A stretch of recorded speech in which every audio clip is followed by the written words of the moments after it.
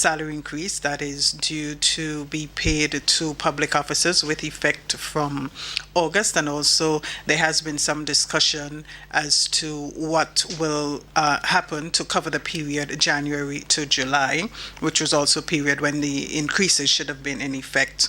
We'll also look at the rise in prices across the country, what has caused that, and also increase in cost of fuel that affects all commuters in Grenada, Carriacou, and PT Martinique. Senator Cox will also look at the Grenlec cost of fuel situation and how that is impacting on the company's operations and, of course, the price to consumers. So thank you again for joining us. Welcome to all members of the media, to the listening and viewing public. Thank you so much for tuning in to this week's Post-Cabinet Press Briefing. I'll first hand over to Honorable Oliver Joseph. Good morning to you, Minister. Good morning. Good morning to all our viewers and listeners. So firstly, as the leader of the government negotiating team, I will bring you up to date on the current situation with respect to the 4% increase due to public officers. So in 2019, the government of Grenada reached agreement with public sector unions for increase of 4% in 2020, 4% 2021, and 4% 2022. In January 2020, the 4% was paid in accordance with the agreement, and then in March, the country had to be locked down because of COVID. The effects of COVID on the economy was very serious. Revenues declined by 50%. However, the government continued the payment throughout the year 2020 of the 4% and maintained the entire workforce. In 2021, when the next 4% was due, the cabinet directed that I return to the union and ask for a deferral of the 4%. In other words, the government was seeking to get the unions to agree to give up the 4% for 2021, given the serious economic situation facing the country, and with the promise that no jobs will be lost.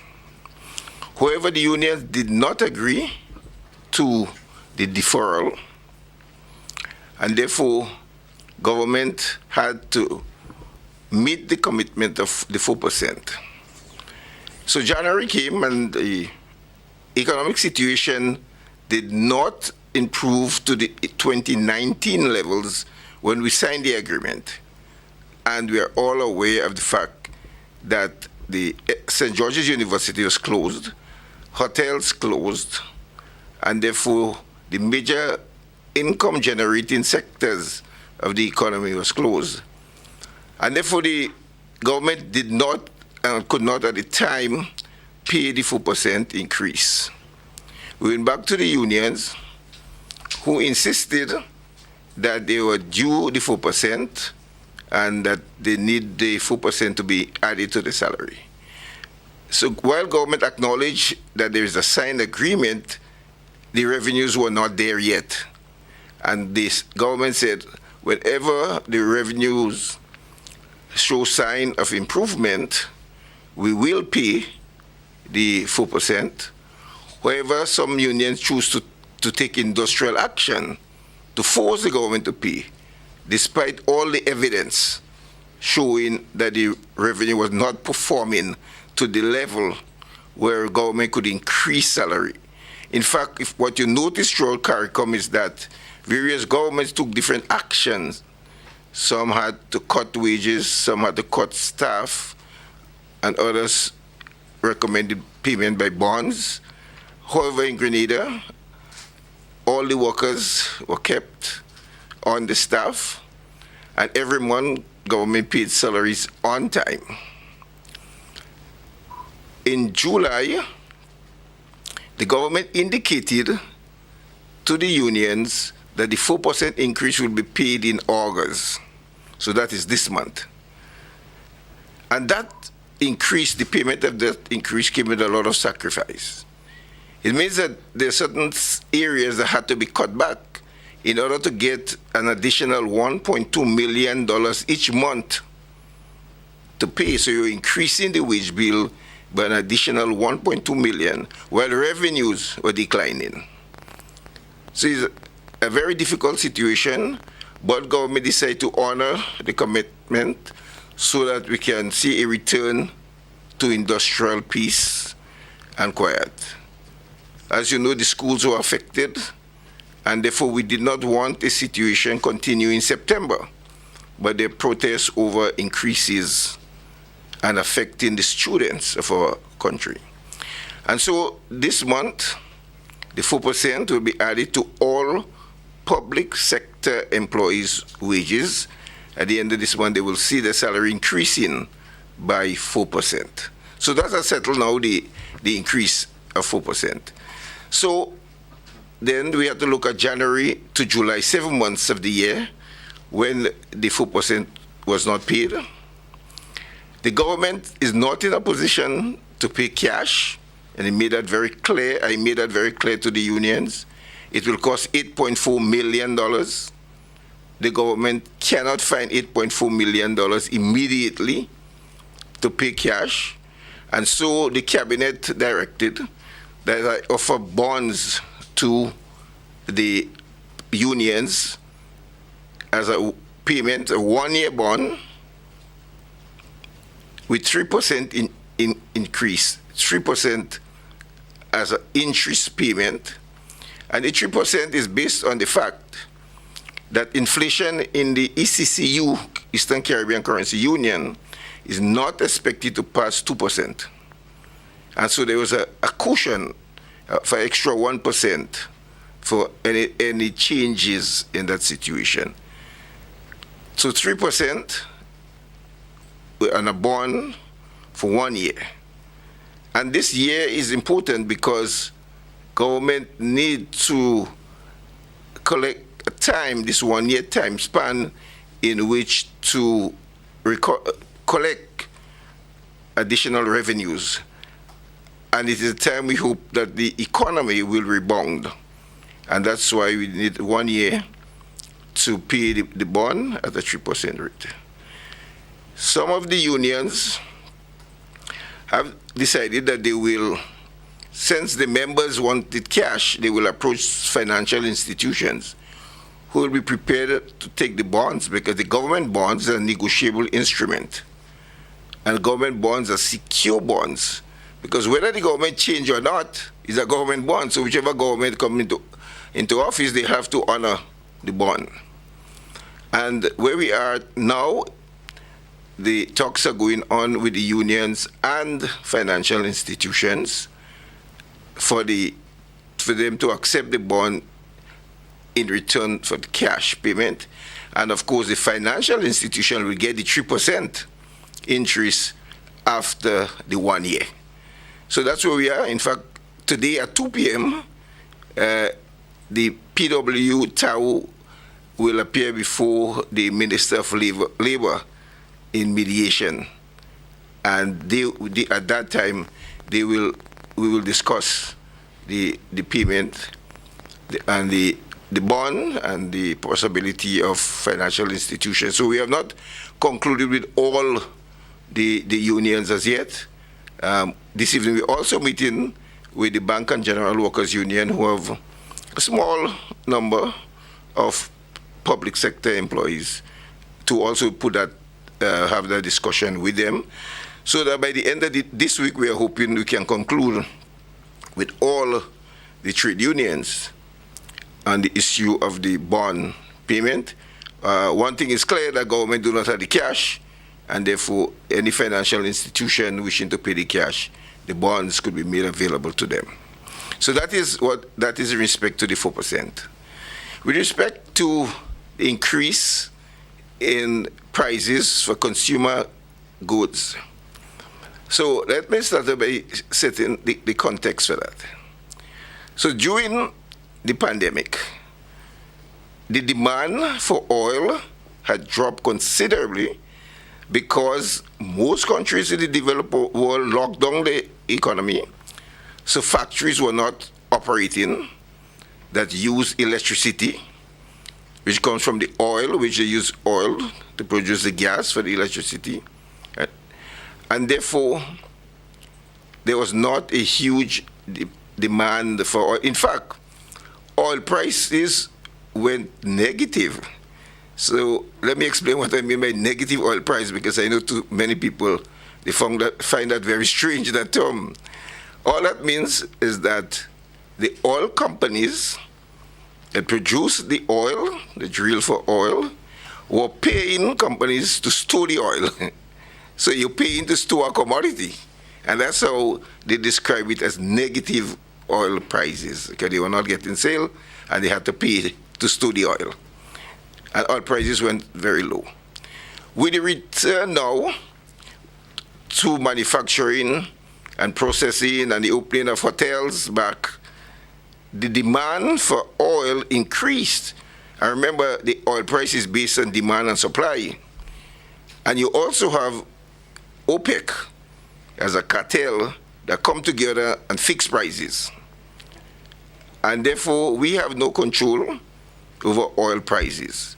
Oil prices have a rippling effect. It is one of the commodities that can cause a big, big change in the economy and the performance of the economy when oil price is high, because so many other things depend on that and oil prices. And so because of this high oil prices, we saw an increase in the manufacturing sector. Now, in addition, and that is perhaps for Grenada, one of the biggest challenges for the Caribbean, I must say, because I've spoken to other ministers. The increase in freight rate. I have been told that in some cases it has doubled. A container coming from Asia, so a container coming from Japan, from China, and places like that, the freight rate has doubled. And in fact, one importer indicated to me, even with the doubling of it, that they have goods there that he needs urgently, and he was told that he must pay extra 1,000 US to get it fast track. It's like if you're going to send something by FedEx, you'll have to pay more than if you want to go it by sea freight, an extra 1,000 US. Now, when the goods land in Grenada, the calculation of the cost is based on CIF. So the cost you pay for the item, the insurance, and the freight. So any change in any one of them will affect it. But now you have a change in all three. The cost of the goods, as I say, the manufacturer good, the cost in the insurance, because it's a percentage of the value of the cost, and then the freight, all three increases. So while taxes at the port have not changed at all, and to be fair, I've never heard anyone saying that government increased taxes and that's why you see the prices up. No change.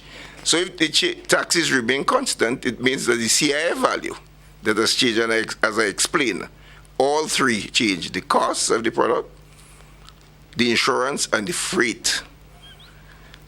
Only yesterday I was told by the private sector that the price of steel double. You know, and you use steel in the manufacture, in construction a lot, even though you're building your house or whatever you're building.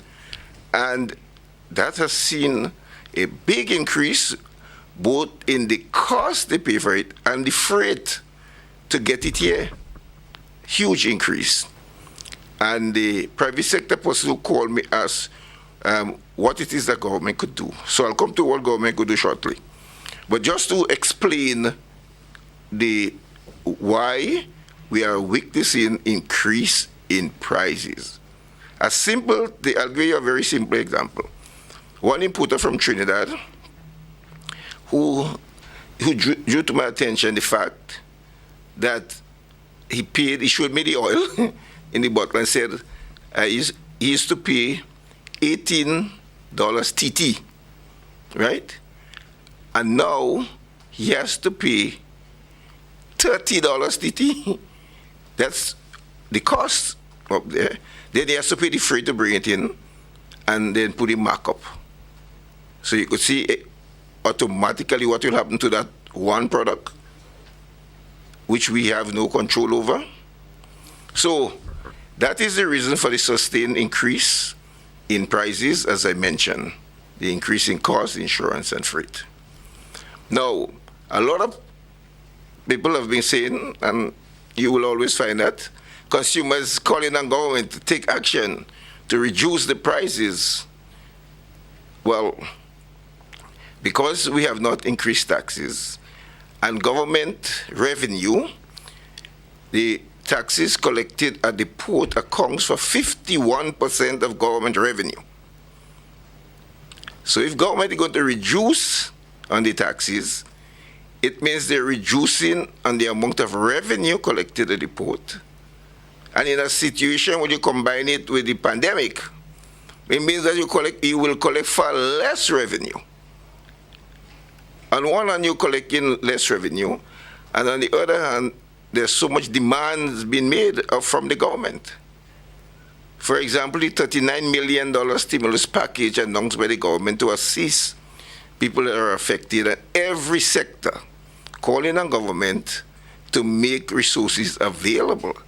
So the cabinet have to do a real balancing act in the allocation of scarce resources to determine how do you reduce revenue and at the same time cater for the needs of the people. And so it's a very difficult period to be in, to be managing the economy at this time. It's not no easy task. Luckily for Grenada, we have a very good team in place, a strong team, a tested team who always look at the best interests of Grenadians. And therefore, the cabinet has decided that we will look at all the areas of revenue from the Ministry of Finance, do a proper analysis of the situation, and determine the best measures to put in place to cushion the effect of the rise in prices.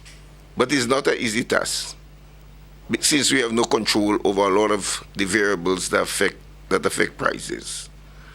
So that is the explanation as to the increase in prices in Grenada, and Cabinet is very mindful of that, and we are looking at what can be done to, if any relief that can be given, how much revenue we'll have to give up before any action is taken, can be decided upon.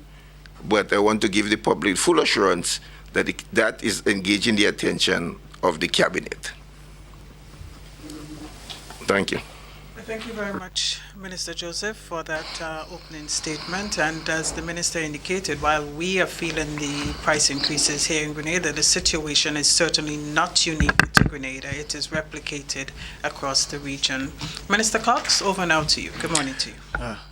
Good morning to listeners and viewers. Let me say a special morning to my colleague, Cabinet colleague, Honorable Joseph. I want to this morning start off on GrenLec. I think it is fitting that to tie that in with what Minister Joseph just itemated as to what is facing us, and to put things into context, because I know that a number of utterances have been made, and I think it's important as government that we clear it up and to put into context that the public understands where we are and what are the current information regarding electricity prices and how they are reflected and how they are impacted. But I think it's important that we look at the historical context as to where we are. Sometime, I think late last year, the government of Grenada acquired GrenLec. And some of the things that we looked at, and in terms of what the government met, for example, one of the main generators had failed, and the company did not replace that generator, but resorted to renting generators, importing some generators, and having them rented for more than a year. So the company had this monthly expenditure by where we've been paying for generation assets to keep our energy supply stable and steady.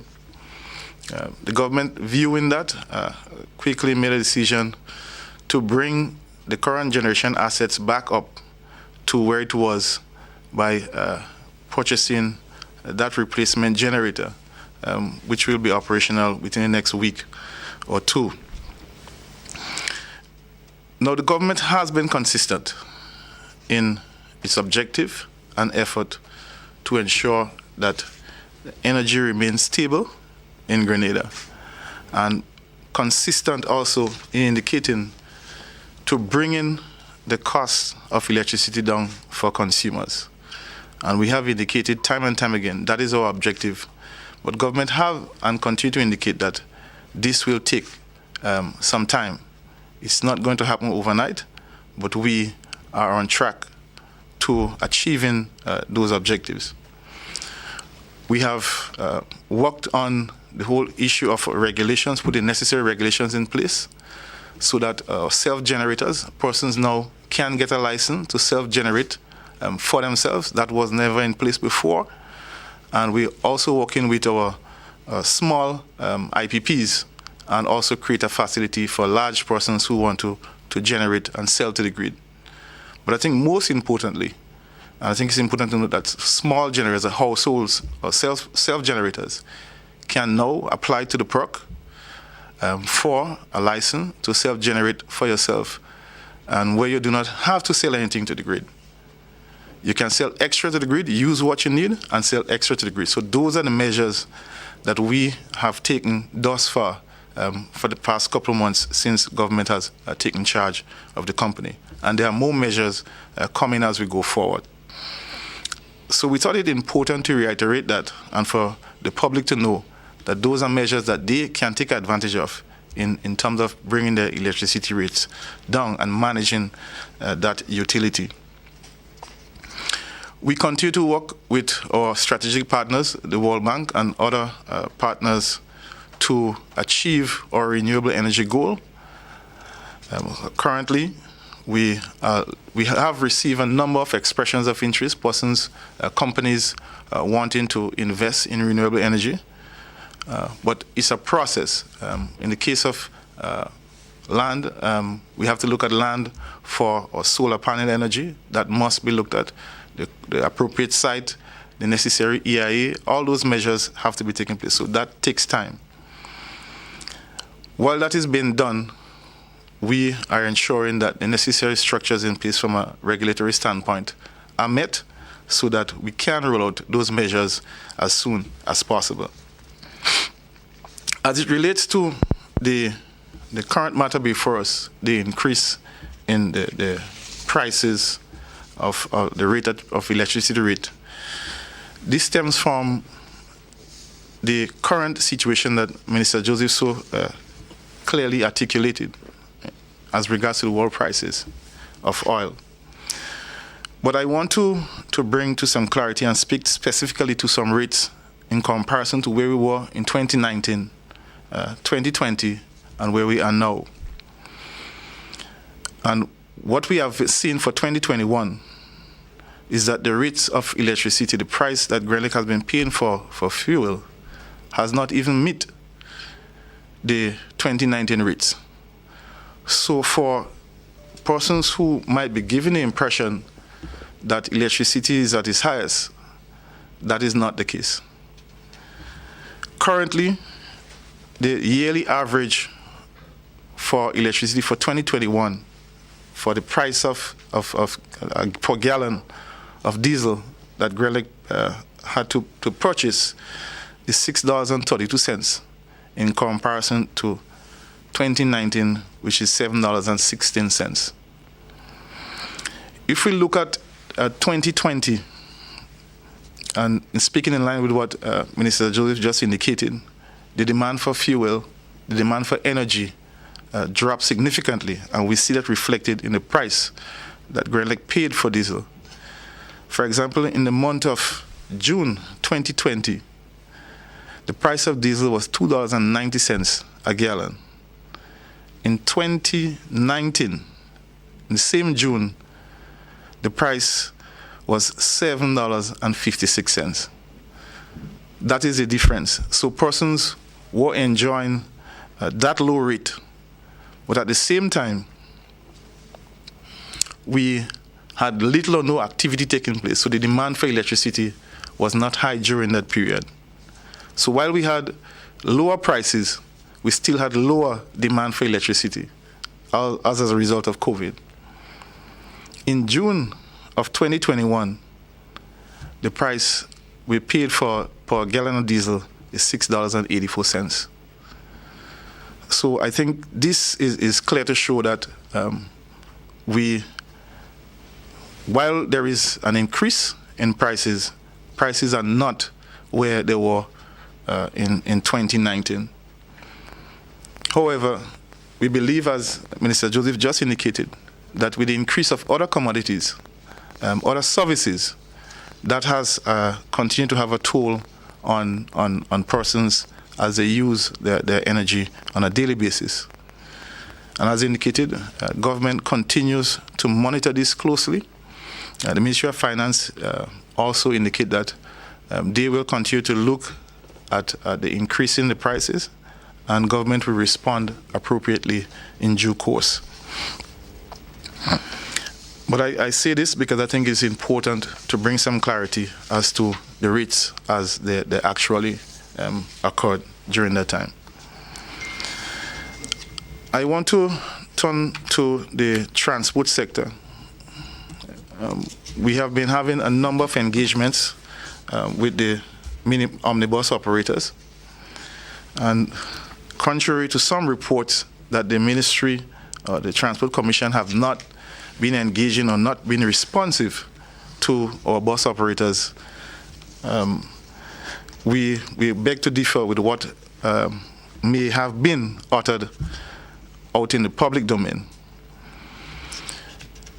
In 2020, during the COVID-19 lockdown, the ministry engaged the bus operators more than a dozen times via virtual meetings, or even physical meetings in some cases.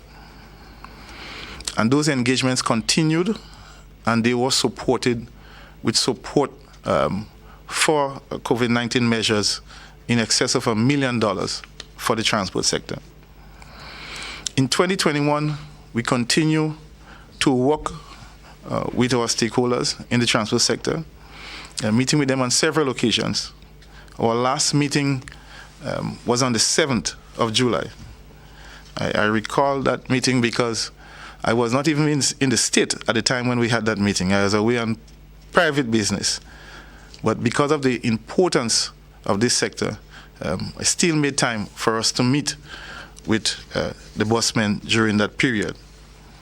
And a number of issues were raised and discussed, and also those issues were raised at the cabinet level, and a number of decisions were taken. And I think it's important that we bring the public up to speed on those measures and government responses in supporting the omnibus sector during this tough time. They had indicated challenges with the rates for the bus terminus, entering the bus terminus, and the cabinet responded by reducing those rates and making those rates lower. They expressed concerns about adding more buses to the stock, the transportation stock. Cabinet responded by implementing a universal moratorium for 6 months.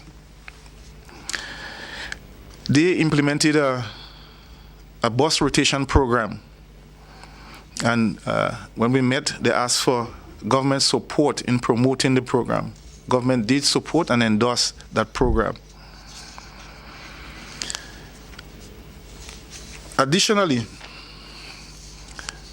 and as indicated by Minister Joseph, we have met with them and discussed the support through the stimulus package and the support through a loan facility, a soft loan facility, and grant facility, which they can access immediately once that program comes on stream. We have also met with the taxi operators who came to government and asked for support, which a loan of $300,000 was made available, a soft loan was made available to the Taxi Association so that they can provide support to the members during this time. We have engaged the Caribbean Development Bank and also UNDP, who is starting September. This September is going to commence a market study that will provide significant support information for the development of the sector, which the Bossman, of course, will be benefiting from. The other outstanding measure that they have, the other outstanding request that they have made had to do, they made a request on concessions on fuel. And we have indicated to them that at this point in time, because for the said reasons that is before us, a number of sectors are depending on government support, and those revenues are important for government to support its programs and even the payment of salaries. At this point in time, the Ministry of Finance is unable to provide those concessions, and they were asking for concessions specifically just for their sector only. We did indicate that any concession on the sector in terms of fuel prices, it will have to be done across the board for every person within the country. They felt that they are a challenge at this particular time, and so special consideration should be given to them. However, we did indicate that at this point in time, government is unable to provide such support, but government continues to monitor the situation with the increase of fuel prices and will respond appropriately when that time comes. They also indicated the challenges that they have with the insurance companies, the disparity in prices for insurance for the buses, and we have given a commitment to engage the insurance companies through GAFIN to see what can be done to provide support for them, and those discussions are ongoing currently. Additionally, they have indicated that a number of their members have been impacted significantly. Some of the bus has been repossessed, so we have asked them to provide us with a list of those members who are impacted negatively in that regard, and we are still awaiting such information to see what measure that we can apply to helping those persons who have lost their bus and their livelihood are impacted at this point in time. So we continue to work with them.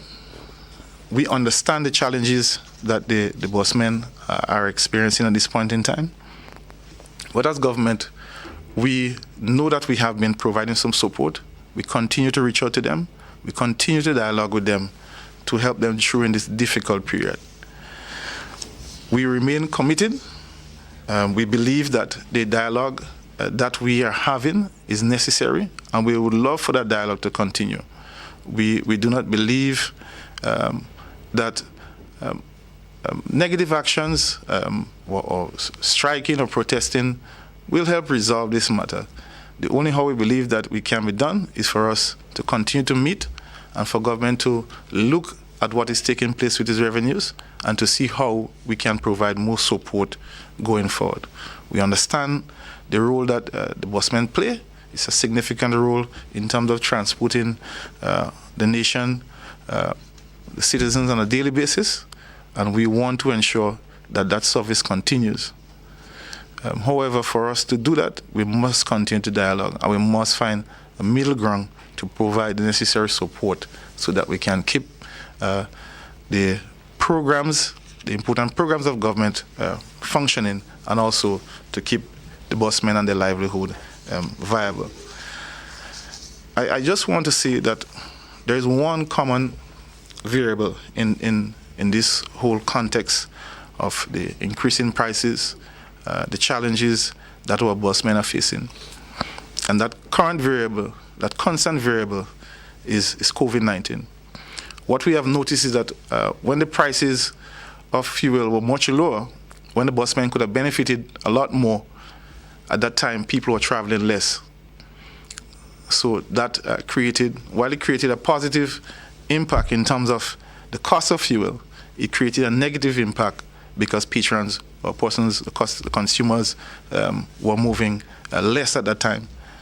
Now we start to see people start moving again, and then we also start to see the prices of fuel going up. So there's a direct correlation within this context, and we want to just bring that so that persons can understand what is happening. But the constant variable in this context is COVID-19 that is affecting everything that is taking place. The increase in freight, the increase in consumer products and services. So at this point in time, we just want to end here and to take any questions or clarifications that the media may have at this point in time. Thank you very much, Minister Cox, for your opening statement. So we've had two very powerful opening statements here this morning. The time now is to entertain questions from members of the media who are present.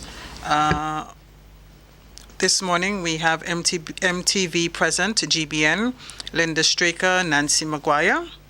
Any questions from any of the journalists present this morning?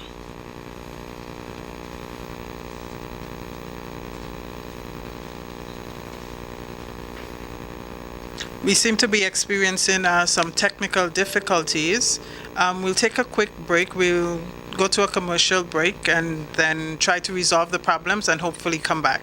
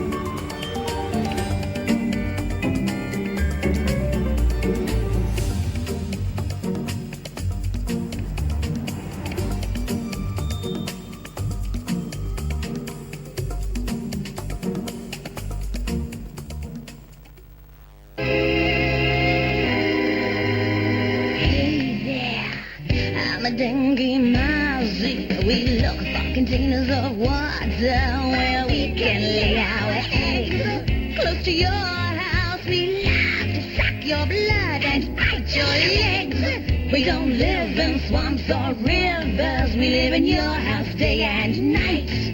We'll give you dengue fever when we give you a great big bite. We hate it when you spray. It's insect repellent we fear. Throw out that water. We're out of here.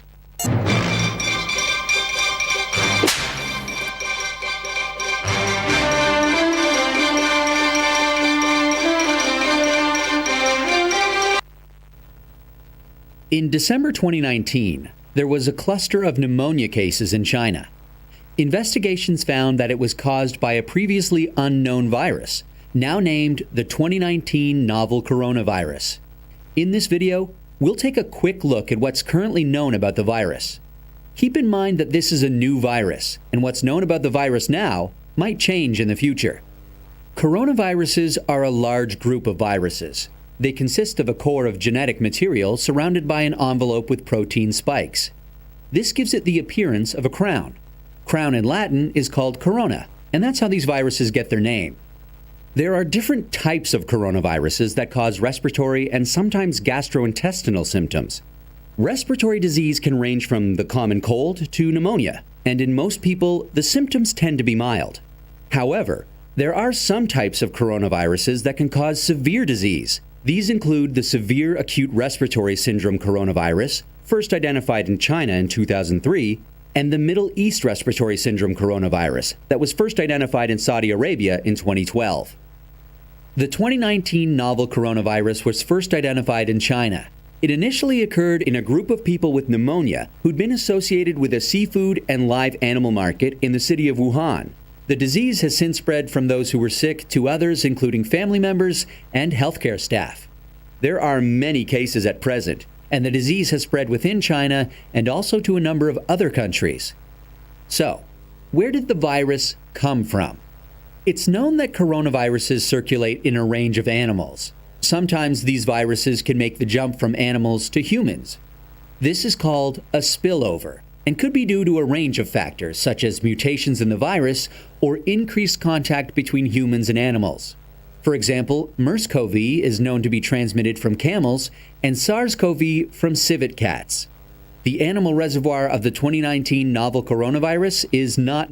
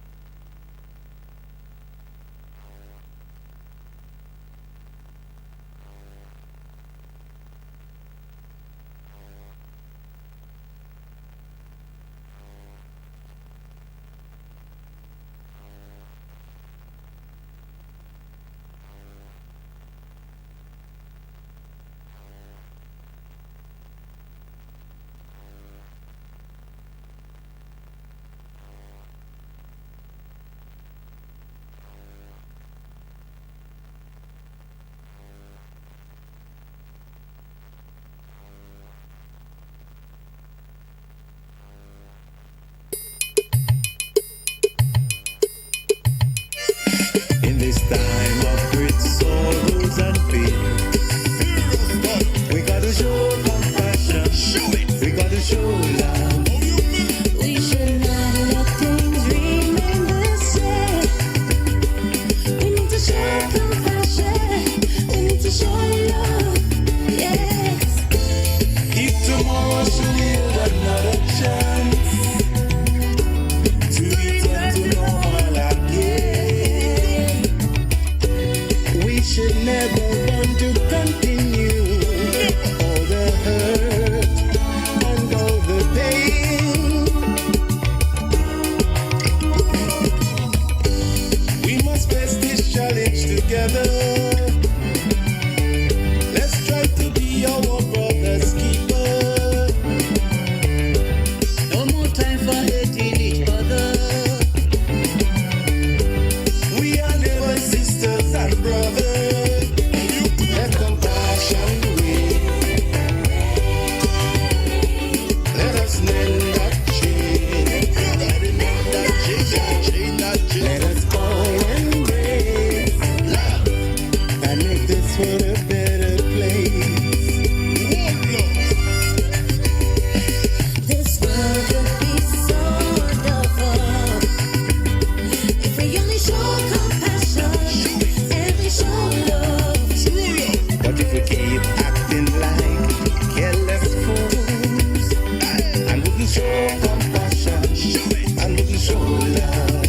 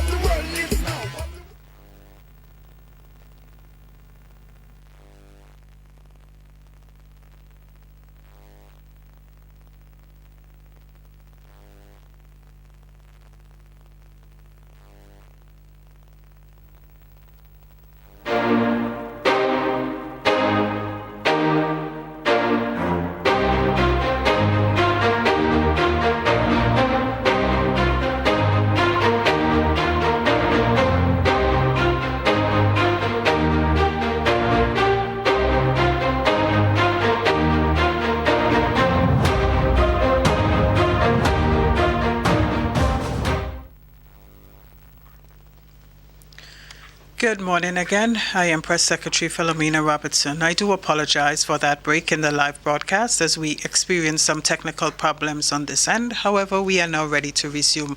Thank you so much to members of the media for your patience and also to the listening and the viewing public. So when we broke a few minutes ago, we were at the point where Senator the Honorable Nolan Cox had just finished his opening statement, and we were about to entertain questions from members of the media who are present. As I was indicating, I think at the point we have GBN, MTV, Nancy Maguire, and Linda Straker present. So we will go straight into the questions. Linda Straker, good morning to you. You may proceed. Good morning to you and the panel. I have quite a bit of questions both for Minister Oliver Joseph and Minister Cox. Can Minister Joseph tell us the analysis you speak about for government to offer either some relief or give up some revenue? How soon would that analysis be done? And what is the timeline for it, please? Okay, thank you. The decision was taken yesterday, at yesterday's cabinet meeting, for the Ministry of Finance to examine the current situation with respect to the increase in prices and what sort of measures could be introduced. A timeline was not clearly stated, but given the urgency of the situation, I can say as soon as possible we should get a response from the Ministry of Finance, because it is not a very simple matter as I indicated. It means that government will have to give up revenue, and how much revenue could be foregone to achieve a lower price is something that have to be carefully analyzed. So while the decision was taken yesterday, all I'm prepared to say at this stage is that it will be done urgently. Thank you very much, Minister. Linda, do you have any follow-up questions?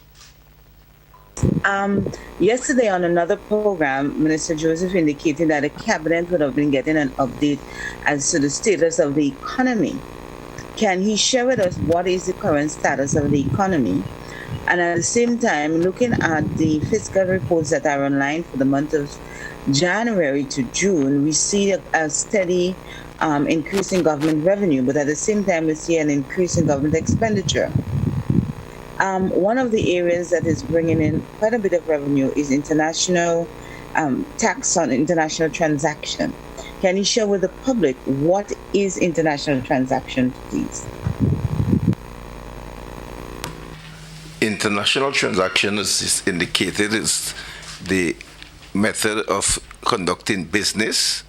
So you'll have payment for services done and conducting international trade. When you do international trade, there are transaction costs involved, and as trade increases, what we're noticing in Grenada is that there has been a heightened increase in the importation of building materials in particular. That is good for two reasons. One is that the government will collect more revenue. As I indicated earlier, 51% of government revenues come from border taxes. And so we see the increase in the trade. So that is what is meant by international transactions. In terms of the performance of the economy from January to June, Cabinet did get a report from the Ministry of Finance. And while the revenue situation is increasing, I can tell you that the expenditure is above the revenue. And that is not a good situation, because it means that you're in a deficit. And for the last 5 years, we were not in a deficit position. But for the first time, due to COVID and the impact on revenue, we are in a deficit position now.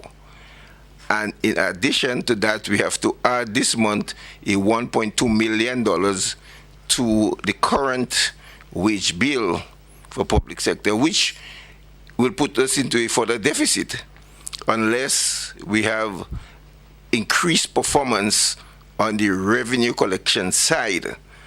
So the situation from January to June has not returned to the post 2020 or 2019 period, because we're using the base year as 2019. That just before COVID, the outbreak of COVID, when the economy was performing well. In fact, when we signed the agreement for the 12% increase in 2019, we never forecasted that there would be a pandemic. In fact, no country could have predicted that. And so overall, we are still in a deficit position. That is what the analysis is showing from January to June. Thank you, Minister. Linda, if you have further questions, we'll come back around to you. I'll move on now to Nancy Maguire. Nancy, good morning. You may proceed. Good morning. With the increase in the freight costs, can the minister elaborate what that means in terms of increased revenue for the government on these containers that come in? Thank you.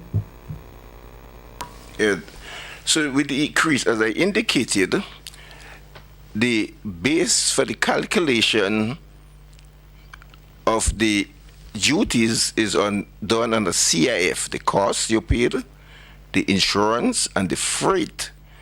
And I indicated that you had an increase in all of these. So if the freight costs double, or is there any increase, whether it's double or by 50%, and that is the base, and the duty remain constant, that is what you apply, because you're applying ad valorem duty. Therefore, you will collect more revenue because it will be done on a higher base. So if it was a 100 and it moved by 50%, so the calculation is done on $150 instead of 100.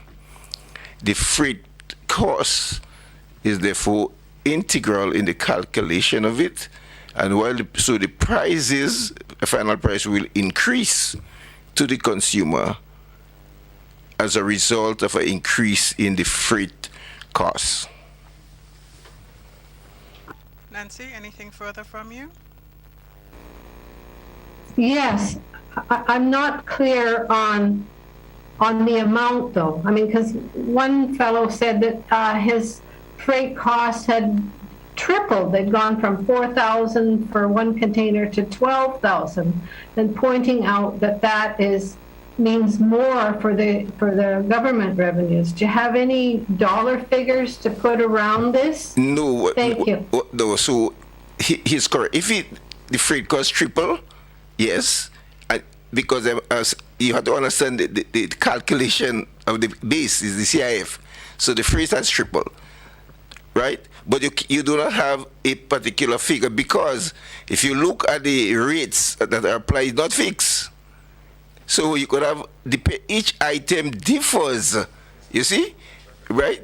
Each item differs. So the CET, which you call the common external tariff, for example, on steel is different from a refrigerator, and it's different from a washing machine.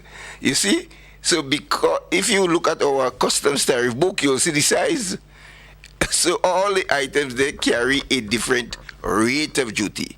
So it is not, you can't just pull out an amount. It's not done like that, right? It is ad valorem, done on ad valorem basis, and each item rate of duty varies from item to item and from products to products. Nancy, is that clearer for you now?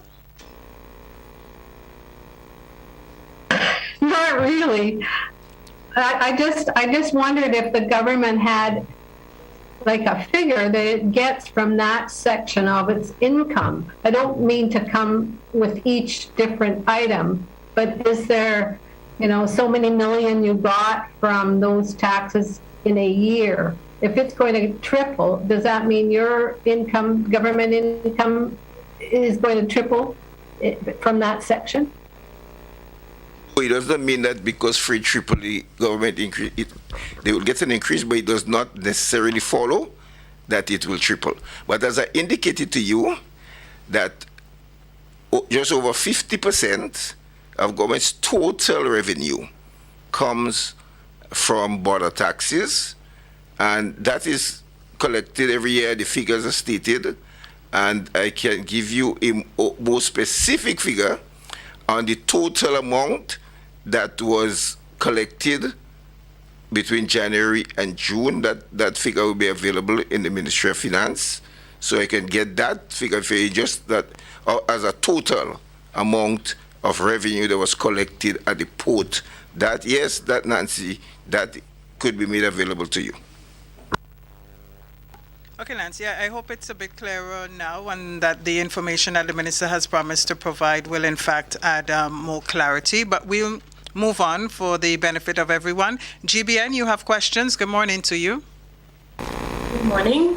Winlepia Thomas from the United Broadcasting Network. I have 3 questions.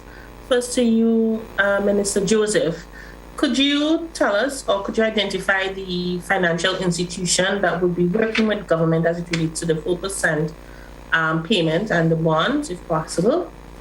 To Minister Cox, could you explain most simple, let's say to somebody who's probably listening in a shop, as it relates to self-generate and the opportunity to sell to the grid? Just a bit more explanation as it relates to that. And other than renewable energy, what other option does government have in lowering the electricity rates in the future? With regards to the 4%, it's not only one financial institution. We had concluded with a particular trade union. Remember, while they are all public sector unions, but the negotiation is done individually. So one union has reached agreement with the financial institution. The others, we are meeting between now and Thursday. And by Friday, we will know all the financial institution, or if it's one financial institution that has agreed to take the government bonds in exchange for paying cash to the workers. So that is still ongoing. Thank you very much. As it relates to the question regarding the self-generation, now a self-generator is basically a household, and it is measured by the amount of kilowatt. So the Public Utilities Regulatory Commission, the PURC, you would have different categories based on the amount of kilowatt one can generate. So that will depend on the size of the system. So you have, for homes, you have systems ranging between 10 to 30 kilowatts based on the size of the home, thereabout. You have medium-sized generators who might be 100 kilowatt upwards. You have large IPPs that will go into like 5, 10 megawatt. So for self-generators, we're basically speaking mainly of households, a business or building who may want to just generate for themselves. A business also, that is what we're speaking about. Now, with that arrangement, you get your requisite electrician who have the competencies, who would know what amount of solar panels that you would require based on your energy need. And you apply to the PURC for a license to self-generate. So you can generate for your consumption. So if your household is using, say, 5 kilowatt per month, 10 kilowatt per month, you self-generate for your needs and the excess. So if you're producing 20, 10 for yourself, and the excess is sold to the grid, and GrenLec now sells that to other consumers. That's how the self-generation mechanism is set up. So you make that investment. So you would not be expending any expenses on a monthly basis for electricity because you're generating for yourself. But there's an opportunity for you to gain revenue from that investment that you would have made in your system or your business. So that is the self-generation concept. From a medium independent power provider to a large independent power provider, that would be somebody setting up, say, like a solar field, which we have a couple here in Grenada currently. A solar field, let's say 100 kilowatt, 150 kilowatt, that you just generate and you sell solely to the grid, but you're not selling to yourself. You sell to the grid solely. And it's the same for the large IPPs. We go up to 10 megawatt or so. So that is the three categories of the generation concept that is being implemented currently. And so we have started with the self-generators. We have a few other things working out with the medium and the large IPPs. On the second question, as to the options, several options for lowering energy costs. Now, the basis, the main input for generating energy in this country, because we do not have any those resources, is fuel, petrol, and we have to import that. So currently, in terms of the management, in terms of persons being able to manage their own electricity properly, their usage, government efforts is centered around lowering the input costs, the cost for generating energy per kilowatt. That in turn will result in a lower unit rate for persons who are using energy on a daily basis.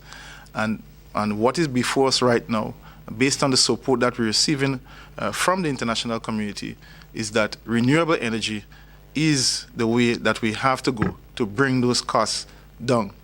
Fossil fuel, as we have noticed, is very volatile. You have days, months it goes up, and there are different indicators it goes down. When you have a solar field out, sun shines constantly on a daily basis.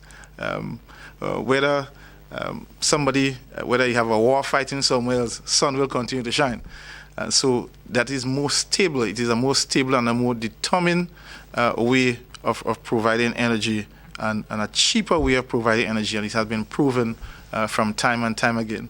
So that is the direction in which we are driving the country, not just the company, but the country, the whole mentality of getting persons in board, getting persons investing in renewable energy, and also that will provide a cleaner sector, a cleaner Grenada for all of us to thrive in. So those are the measures that we are employing right now. Thank you very much. Thank you, Minister. MTV, good morning. You have a question? Good morning. Good morning. You may proceed, MTV. Go right ahead. Rachel Bain, MTV, good morning. My question is to Minister Joseph. Considering that there has been an increase in freight price by 100, 150, even 200%, and price of commodities are increasing, however, salary remains the same, would the government consider meeting with stakeholders and private sectors to discuss increase in salaries? The government only meets with stakeholders, the unions, as we are just announced that we are engaged in the union negotiations and we're settled for a 12% increase. That is for state employees. The private sector employees have a large percentage of the workforce employed. I'm sure they have unions representing these workers, and I'm sure that consultation will be held in order to see what can take place. Remember, it's not normal times. It's when you're going to talk, because you have an increase in price, you must increase salary. So if the government decide again to give a further increase, the question is, where would the revenue come from in light of COVID and a decline? And if the private sector as well see a slowdown in the performance of the business. I know one supermarket that had to send home almost 100 workers because SU and the hotel closed, and therefore the business went right down. So it's a lot of variables to take into consideration when you're thinking about how you respond to increase in prices and what adjustments you need to make. And remember, this is a worldwide phenomenon. You know, it's not only Grenada alone that experiencing this. You know, when the what do we call the car boat, the boat that bring vehicles here, they don't leave Japan and come to Grenada. You know, They make several stops in CARICOM countries coming right down the road. All of them will be affected by increasing freight prices. When foodstuff Grenada, a population of 100,000, the boat coming here with two container load of milk. No, they come full and they deliver as they go along. And therefore the freight price is not unique to Grenada. The increase that you're seeing is weakness not only in CARICOM but throughout the world. Thank you, Minister. Rachel Bain, anything further from you? The standardization of salaries. I remember a couple of years ago when security officers had to get an increase. Government had to intervene. So hence I'm asking that question about meeting with stakeholders. No, that was whether you're discussing the minimum wage. That is where that came up. So we looked at minimum wage for security officers and other sectors, right? There is a committee in place to review the minimum wage. So that is how, because the Ministry of Labor will engage all stakeholders in discussing the minimum wage per sector. There's no one general minimum wage, so right? So the minimum wage is based on various sectors, and that's how the increase came for security officers was based on consultation with stakeholders with respect to the minimum wage, and the committee has already been established in the Ministry of Labor to review minimum wage. Okay, we move along now. Nancy McGuire, you had a follow-up question? Yes, I did, for Minister Cox on the self-generating push. We're in really tough economic times, and even though there's this light at the end of an investment in a renewable energy system, up front the cost is pretty prohibitive for the average person. So how does the minister see people getting around investing in a system for self-generating when we have so many other economic challenges at this time? Thank you. Thank you very much, Nancy, for that question. I think it's a very important question. Getting involved in renewable energy and self-generating is an investment, and it can, and we have seen it's a viable investment.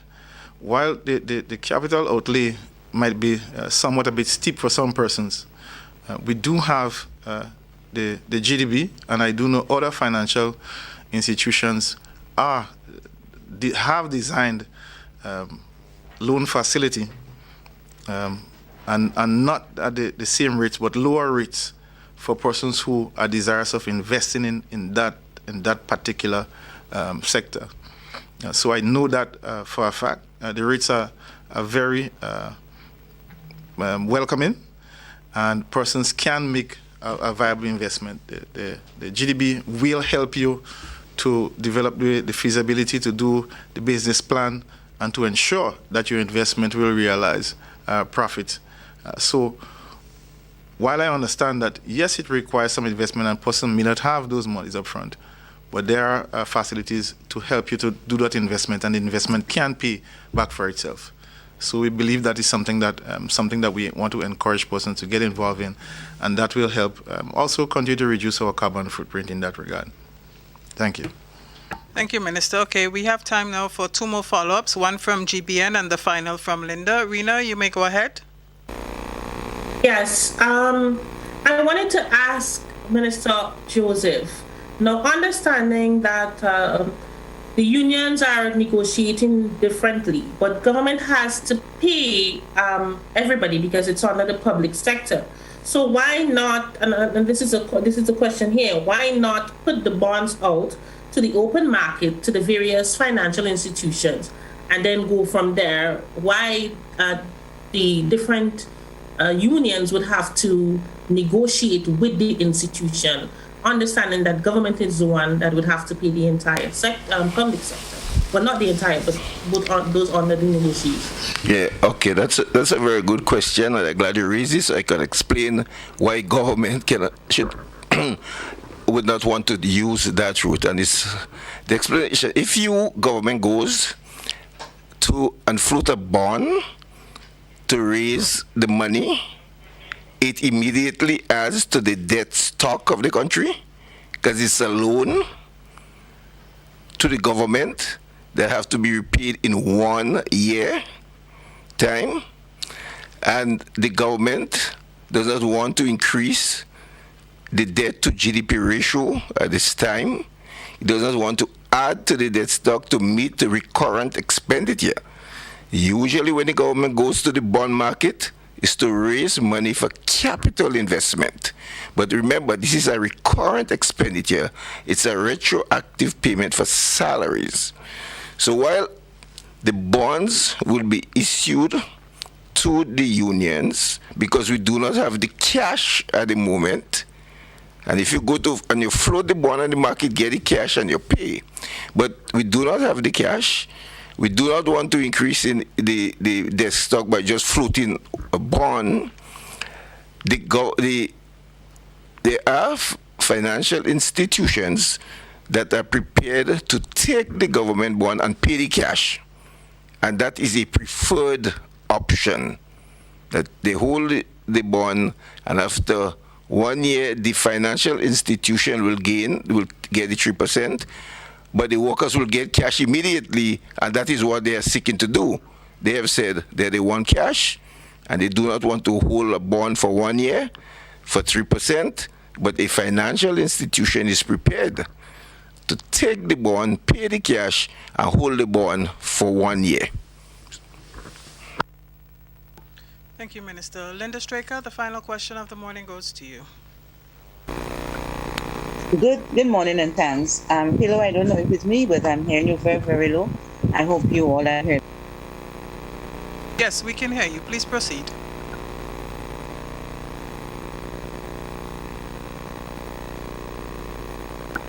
Go right ahead, Linda. Yeah, sorry about that. My question is to Minister Oliver Joseph. He did mention that the economy is in a state of deficit. One of the things, because we are spending more than we're earning. One of the things that government announced earlier was the subsidy to the airport. We are now seeing increased airlift and so at the airport.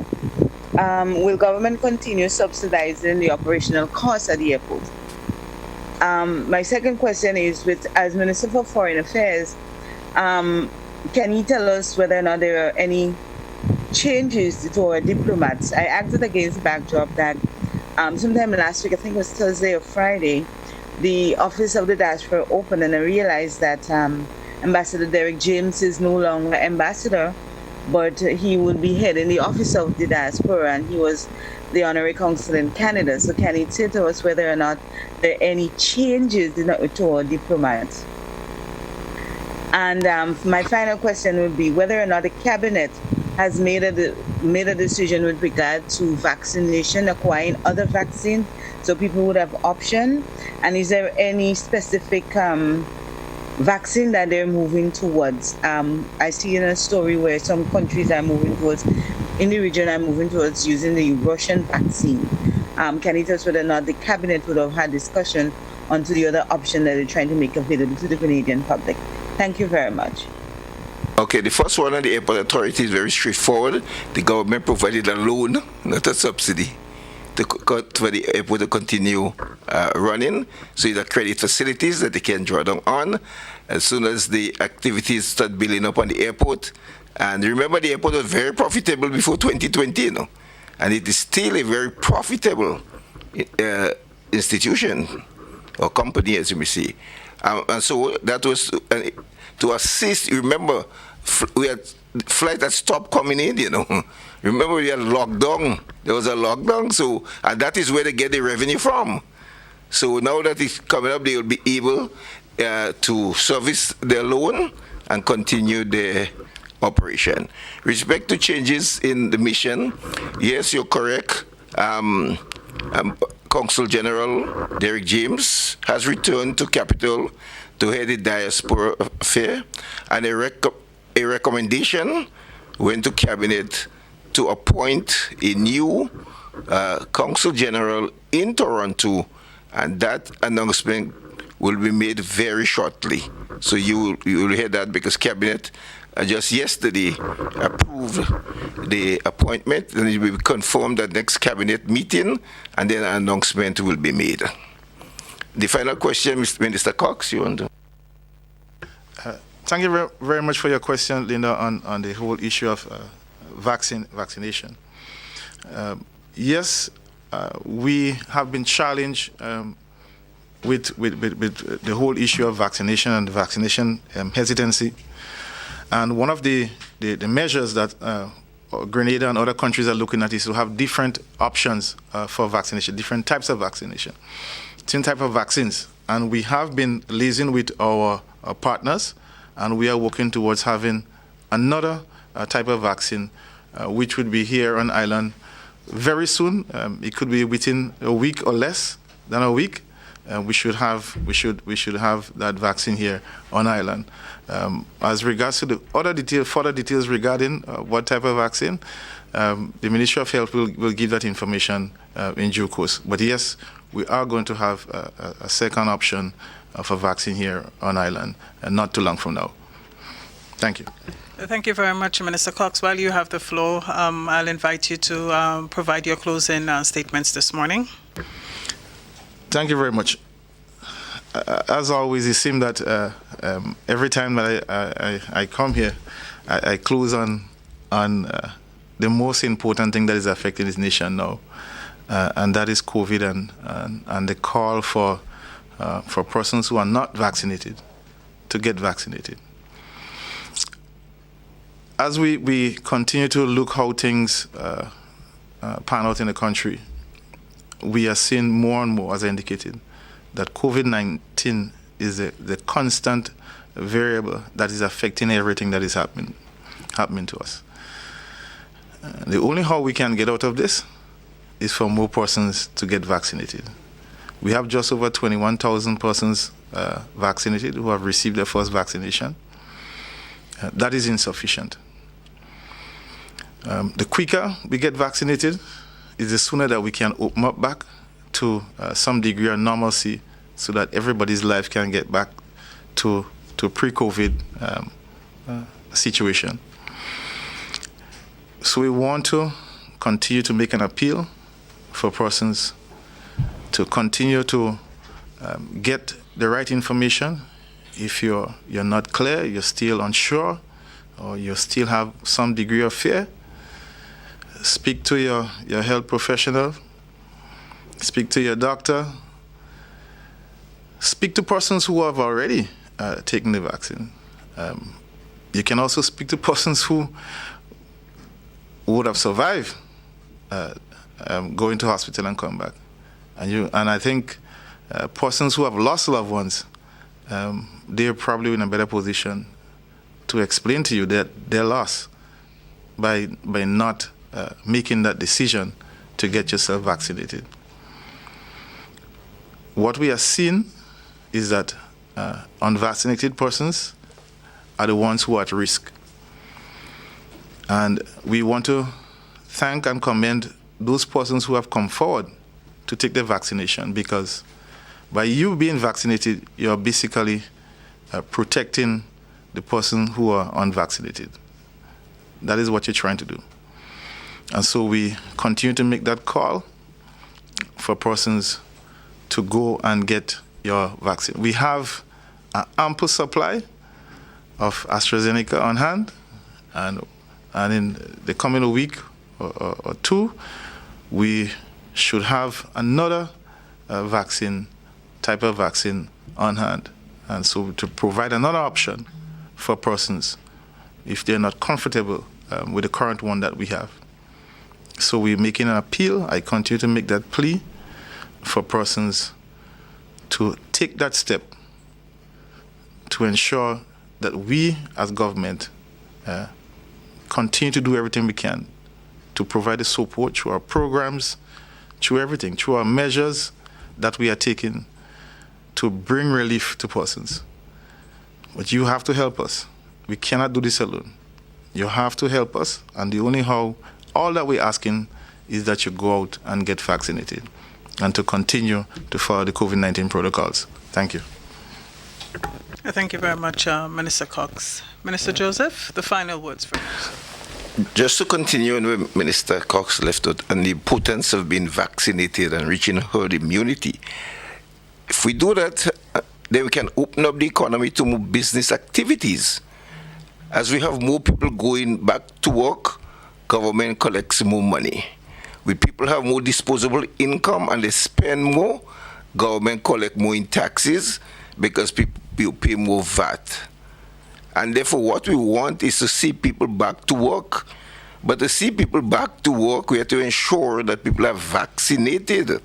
And to make Grenada a safe place where tourists can come here and feel safe because we are rich, herd immunity is something that we really, each one of us have a responsibility to assist and play our role in ensuring that the economy recovers. And that is one way of doing it, by taking your vaccine so that we can have a safe place and where we could return to normal life. Thank you very much. That brings us to the end of this week's post-cabinet press briefing. I had with me this morning the Honourable Minister for Foreign Affairs, International Business and CARICOM Affairs, and he is also head of the government's negotiating team, Honourable Oliver Joseph. And with me this morning as well, we had the Minister for Infrastructure Development, Transportation and Implementation, Senator the Honourable Nolan Cox. A very healthy discussion here this morning. Good questions from the media. We do apologize once more for that break in transmission, and we thank you for your patience in staying with us to the end. Until next time, I am Philomena Robertson. Do have yourselves a pleasant day.